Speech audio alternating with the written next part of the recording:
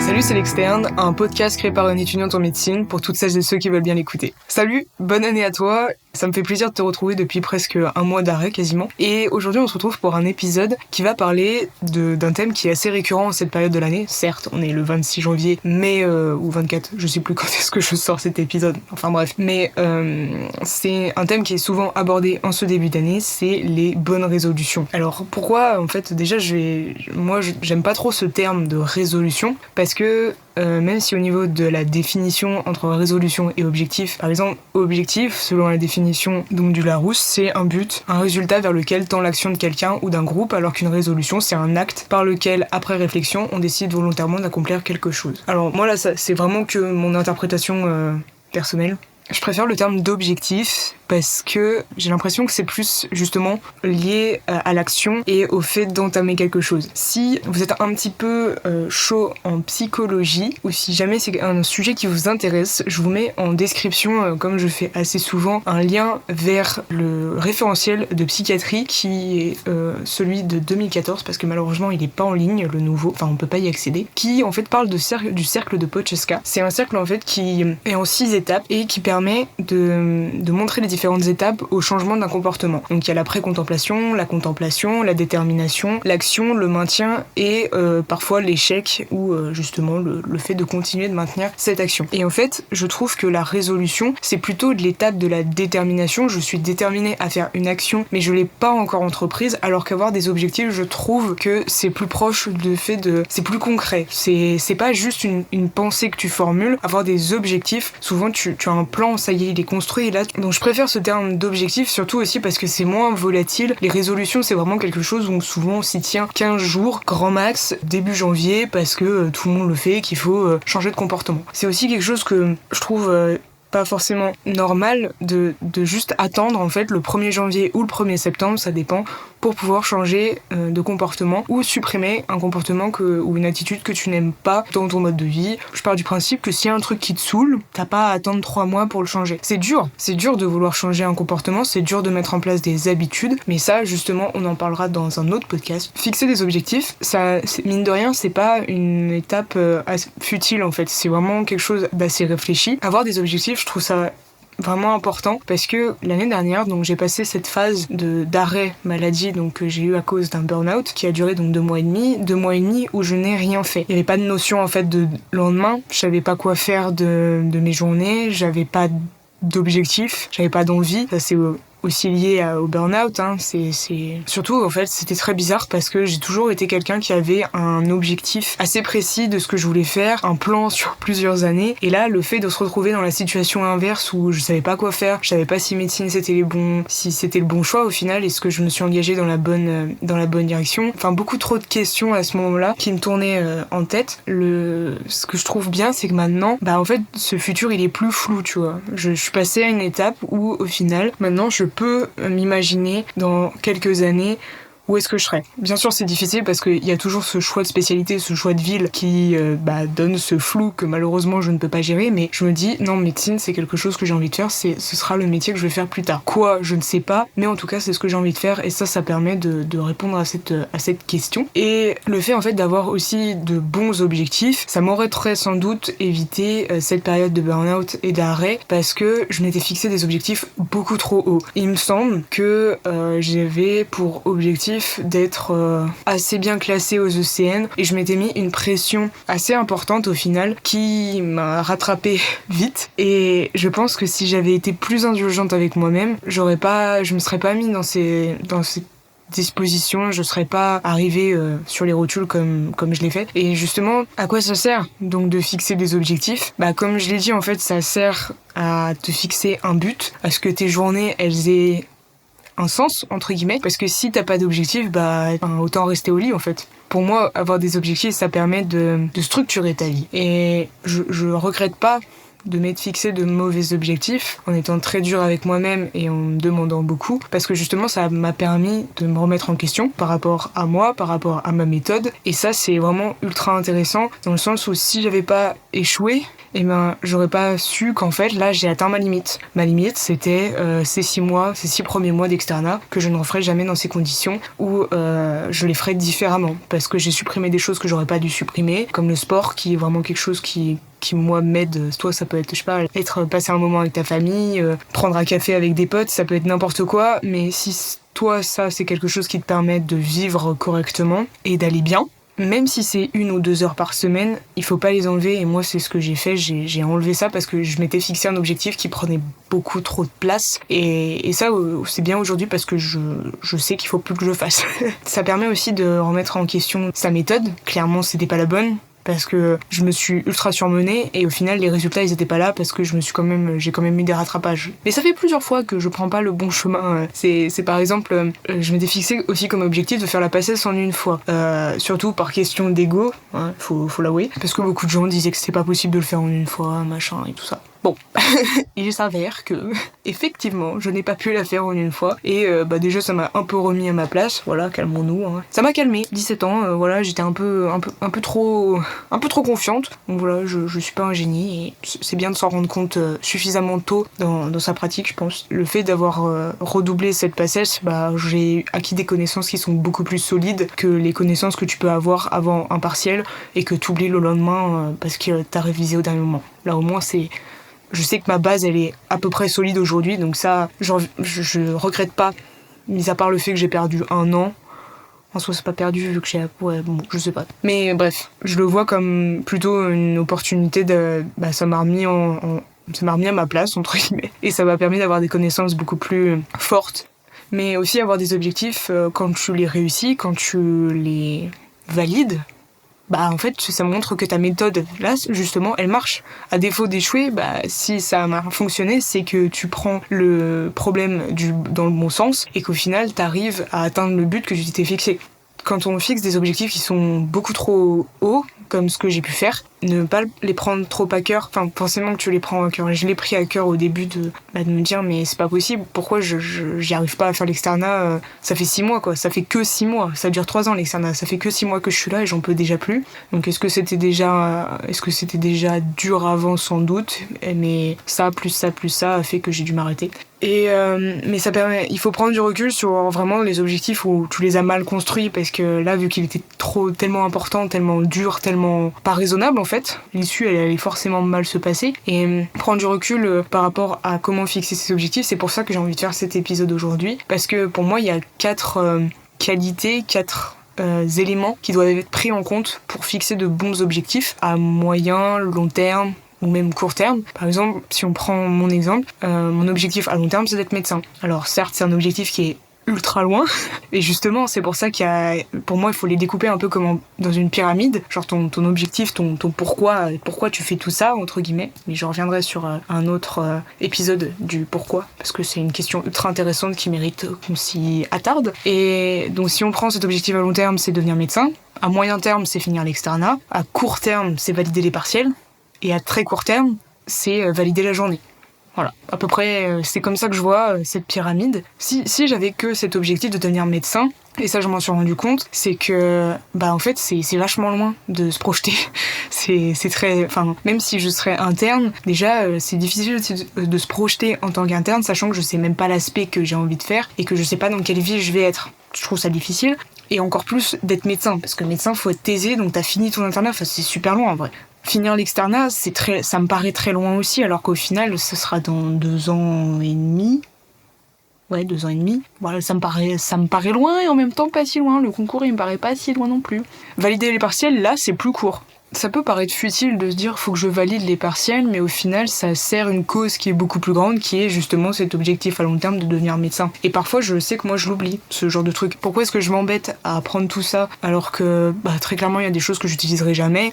Parce que justement en fait c'est pour valider les partiels que j'ai besoin de valider pour finir l'externat et pour être plus ou moins bien classé pour ensuite devenir médecin. En fait ça a une suite logique, et je trouve que le fait de créer cette suite logique, ça te permet de visualiser qu'il n'y a pas qu'un objectif à long terme, on peut le découper en plein de petits trucs, et ça permet d'éviter de le visualiser comme une grosse montagne, mais plein de petites collines à franchir au fur et à mesure. Et en plus, avoir des objectifs à très court terme, c'est encore plus facile parce que ta petite colline, elle est juste sur une journée. Je reviens en fait sur mes 4 qualités entre guillemets d'objectifs. Pour moi, l'objectif il doit être réalisable. Et en fait, si il est pas réalisable, imaginons un truc du genre être top 10, tu vois, top 10 ECN, c'est clairement pas réalisable. Donc forcément que ça allait mener à l'échec. Il y a plein de gens, ils peuvent se fixer ce genre d'objectif parce qu'ils ont des compétences et des qualités particulières en plus de la force de travail assez importante. Mais moi, c'est clairement pas mon cas.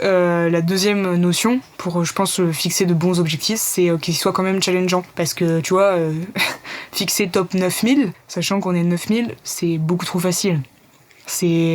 Faut que ça te sorte un peu de ta zone de confort. Typiquement, genre, moi je fais de la moto et je voudrais essayer la motocross. Donc j'avoue que ça me fait un peu peur, parce que c'est un peu flippant la motocross. Mais en même temps, c'est un peu challengeant parce que j'aime bien faire de la moto, que j'ai envie d'apprendre à mieux la contrôler, que j'ai envie d'apprendre à être plus à l'aise et à être un petit peu polyvalent sur la moto, parce que là je fais que de la route. Et là ça peut être un terrain que je connais pas.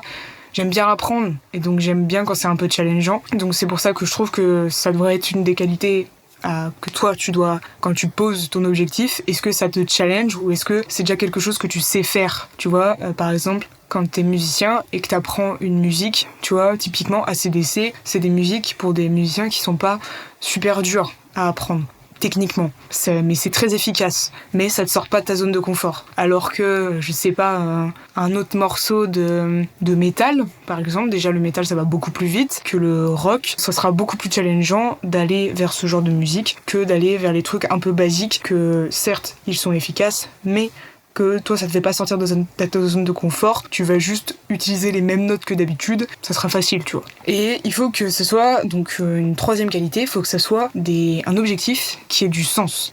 Typiquement, apprendre une musique de flamenco à la guitare, alors que c'est pas ton truc, ça n'a pas de sens. Ça paraît évident, mais il faut que ça résonne en toi, ton objectif. Il faut aller chercher encore une fois, ce pourquoi. Pourquoi est-ce que tu le fais? C'est quoi le a priori? Qu'est-ce qui te fait que tu te lances dans cet objectif-là? Est-ce que ça a un impact après? Est-ce que se fixer l'objectif d'arrêter de fumer parce que quelqu'un t'a forcé, a priori, ça n'a pas de sens. Parce que toi, t'as pas envie d'arrêter. Les patients, tant qu'ils ont pas cette motivation qu'on appelle motivation intrinsèque, qui vient d'eux-mêmes, ils vont pas réussir à arrêter. S'il y a que le médecin qui les pousse à dire non, là faut que vous arrêtiez parce que vous allez avoir un cancer, parce que machin, parce que truc, oui, il y a de la motivation extrinsèque, donc qui vient de l'extérieur, qui met de la pression, mais en soi, si ça vient pas de toi, ça n'a pas de sens, donc tu risques pas de t'y tenir. Si ton objectif c'est de travailler de 8h jusqu'à 23h, mais que tu sais que tu n'es pas efficace de 20h à 23h, ça n'a pas de sens, tu vas pas le tenir. Donc autant que ça ait du sens pour toi, ça peut paraître bateau, mais fixer un objectif, encore une fois, c'est pas une chose anodin, et je pense que ça doit se réfléchir. Et encore une fois, là, c'est la 4e qualité pour moi, c'est qu'est-ce que ça t'apportera a posteriori. Là, en gros, on a trouvé du sens. Pourquoi est-ce que tu fais ça a priori, a posteriori? Qu'est-ce que ça t'apporte? Si tu valides cet objectif, qu'est-ce que ça va faire? Typiquement, si je valide mes partiels, je passe en année supérieure et je continue mon petit chemin pendant l'externat.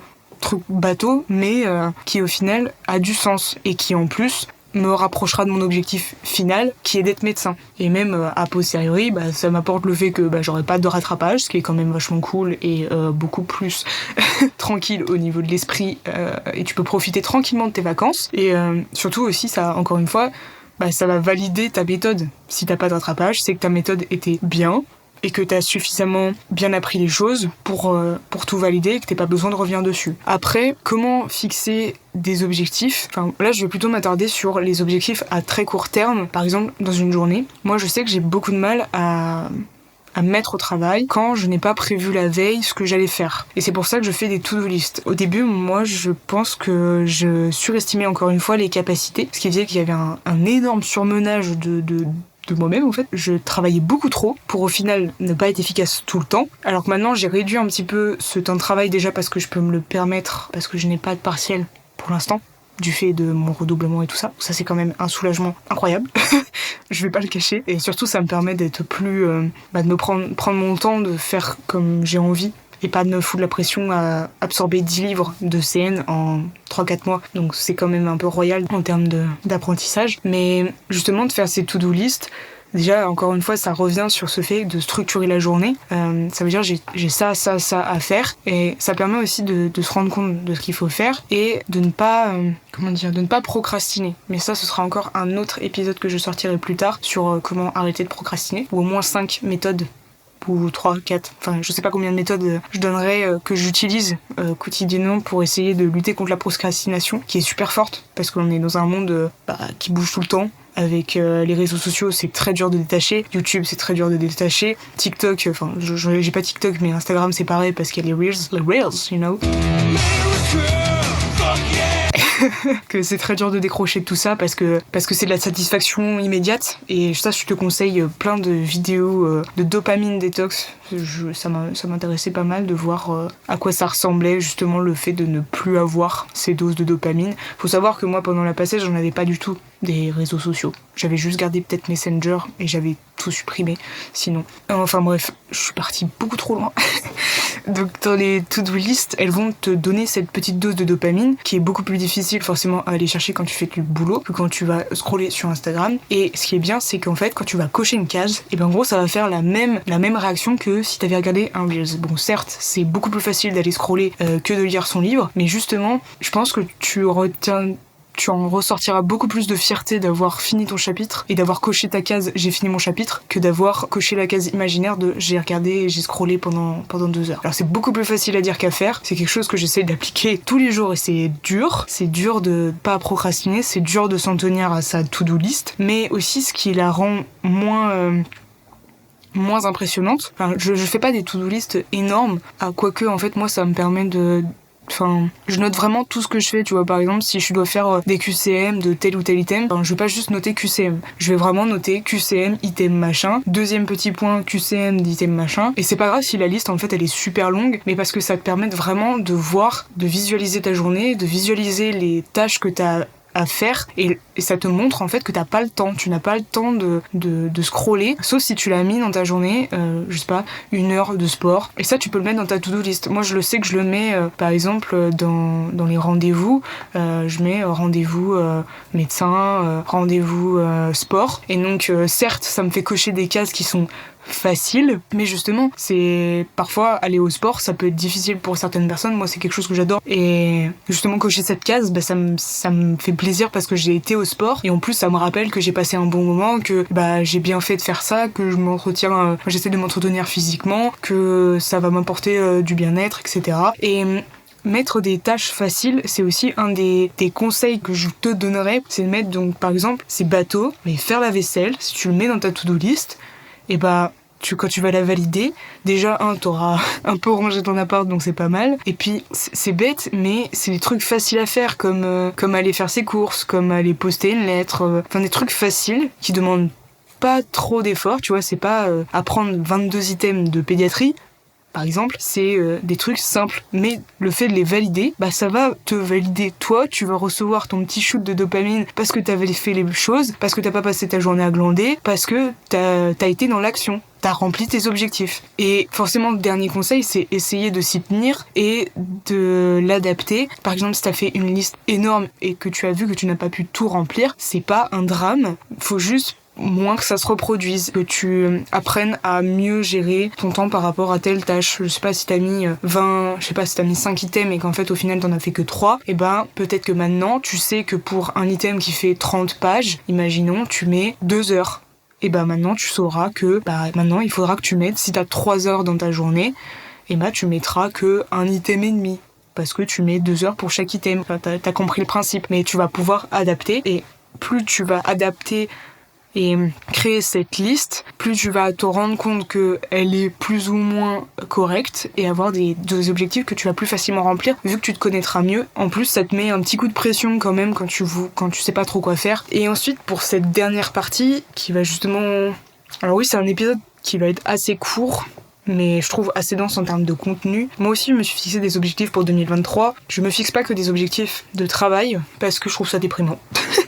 Parce que ma vie tourne pas autour du travail, parce que j'ai d'autres passions, parce que je sais que les enlever, ça a des conséquences négatives, et que justement, avoir des objectifs autres que le boulot, et ça te permet de t'évader pendant quelques minutes et de penser à autre chose que tu n'as pas que ça dans la vie. Après, il y a des gens, ça marche très bien. Moi, je sais que ça marche pas, d'avoir que la médecine. C'est pas suffisant et j'ai besoin d'autres choses pour aller bien. Donc, typiquement, pour ceux qui font un peu de crossfit, un des objectifs que j'ai, c'est de passer à un toast to bar. En gros, c'est de se suspendre à la barre et de taper les pieds sur la barre. Enfin, je vous mettrai une vidéo en description si ça vous intéresse. Passer une traction stricte.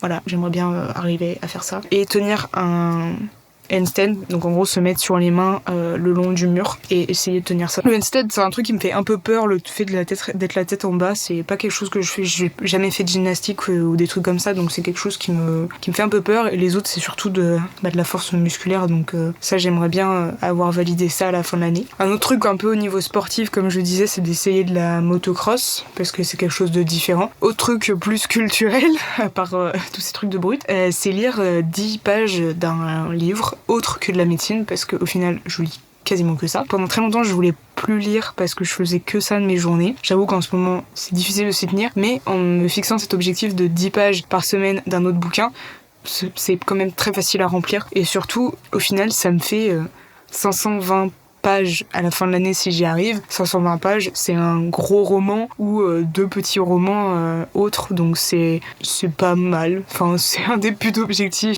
J'avais envie de me remettre à la lecture parce que c'est quelque chose que j'aimais bien, et j'avais un peu perdu ça. Et je sais que c'est mieux que de regarder la télé, même si c'est quand même pas mal de regarder la télé, surtout qu'il y a The Last of Us qui est sorti, que là j'ai très hâte de regarder ça. Anyway. Et en termes d'objectifs professionnels, l'objectif ECN, j'en ai pas pour l'instant. C'est surtout là, en fait, de valider mes partiels sans rattrapage. Ça, ce serait vraiment très cool. Donc voilà. Quelques petits objectifs, des idées pour 2023. J'en ai d'autres. Bien sûr, j'ai des trucs à long terme, tu vois. Je pourrais te citer un truc à long terme. Ce serait renouveler un van. Ça, j'aimerais trop. Ou apprendre à construire, je sais pas... Enfin, rénover une maison, un truc comme ça. Enfin, ça, c'est des trucs... je sais que ça sera pas dans l'année, mais j'aime bien savoir qu'en fait, j'ai des objectifs pour après, quand je serai un adulte.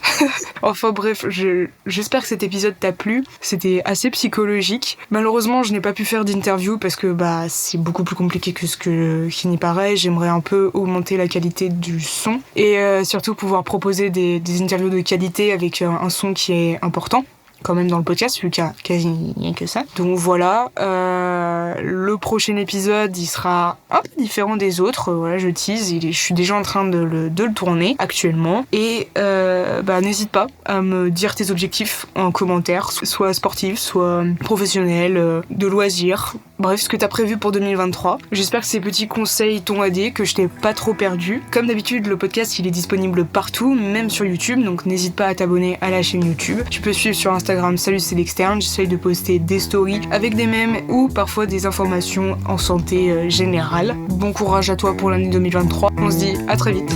Prends soin de toi. Ciao.